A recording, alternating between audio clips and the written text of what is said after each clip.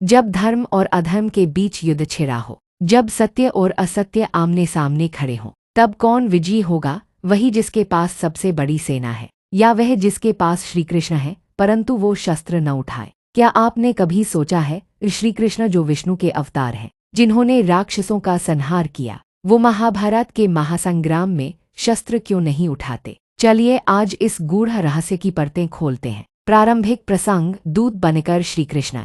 महाभारत के युद्ध से पहले पांडवों ने शांति की बहुत कोशिश की। श्री कृष्ण खुद दूत बनकर हस्तिनापुर गए। उन्होंने दुर्योधन से कहा, पांडव सिर्फ 5 गांव मांगते हैं, लेकिन दुर्योधन ने कहा, सुई की नोक जितनी जमीन भी नहीं दूंगा। कृष्ण मुस्कराए, पर भीतर से वो जान गए अब युद्ध अटल है। अर्जुन और दुर्योधन का चुनाव।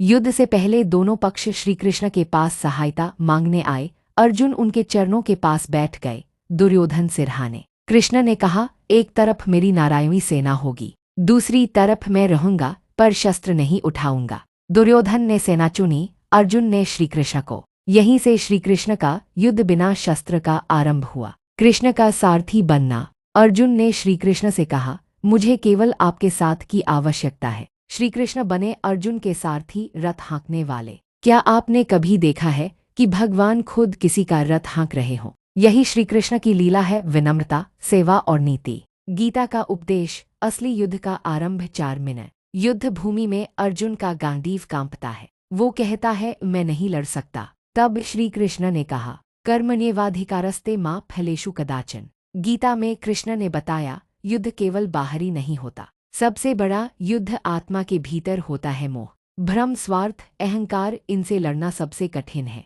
इसलिए श्री कृष्ण ने शस्त्र नहीं उठाया, उन्होंने ज्ञान का शस्त्र उठाया। भीष्म और चक्रधारी कृष्ण।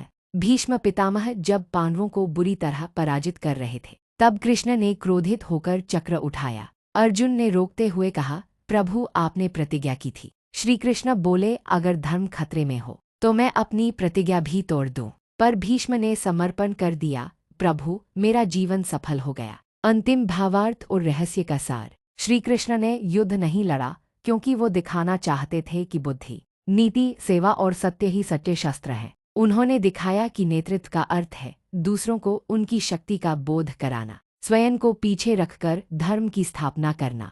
आज भी जब जीवन में संघर्ष हो तो हमें पूछना चाहिए, क्या हम कृष्ण से प्रेरणा ले रहे हैं? श्री कृष्ण का युद्ध न लड़ना दरअसल सबसे बड़ा युद्ध लड़ना था, अहंकार के विरुद्ध, अज्ञान के विरुद्ध, अधर्म के विरुद्ध।